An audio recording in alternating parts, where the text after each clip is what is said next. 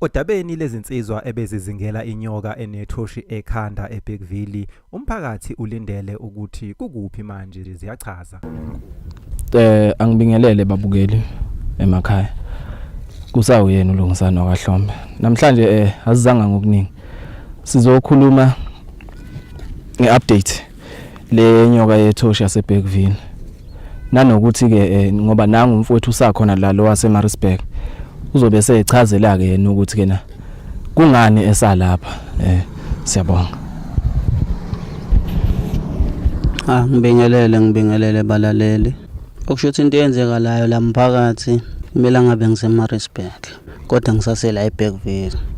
Njengoba ke ku-October, November, December nani ngiyabona ukuthi isimo sesimi kanjani. Ngibona ukuthi kuzoba nzima kungihlule futhi ukubuyisela lama 50 rand emphakathini wase-Israel. Imali silimele. Ongangokuba ke yiko kuzongisiza ukuthi ngiqhubeke nomsebenzi. Akekho ongazi ukuthi mangabe sekuyilezi ikhathi nawe makukhona umuntu omkweledayo ngaze usuqalile.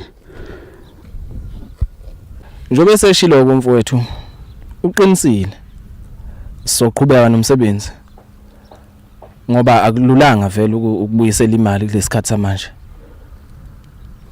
Siyileke sangomeni sibe sesithi sangoma asiye empophomeni.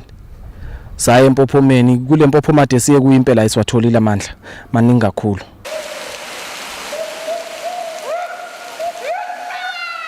Sibe sesithi sithole nelokhuzana izibiba zenhlwathi nekhanda la inhlwathi insizi yale ekhanda. Ayisiqinile impela amandla sinawo wonke amandla. Ayikho inyoka engamelana nathi ukusuka manje kuyaphambili. Yabona ngiyacabanga impela ukuthi uDecember yoshaya impela sesiyitholile. Mhlambe nge2 December hayi sobe sesiyitholile. Sobe sesiqedile unqamlajuqu lo. Hayi kunjalo impela.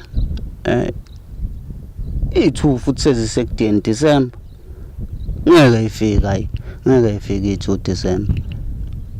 Izobiziba nje ngoba ayamandla impela ngiyawezwa khona. Akona impela ngiyawezwa mfowethu ngiyawezwa.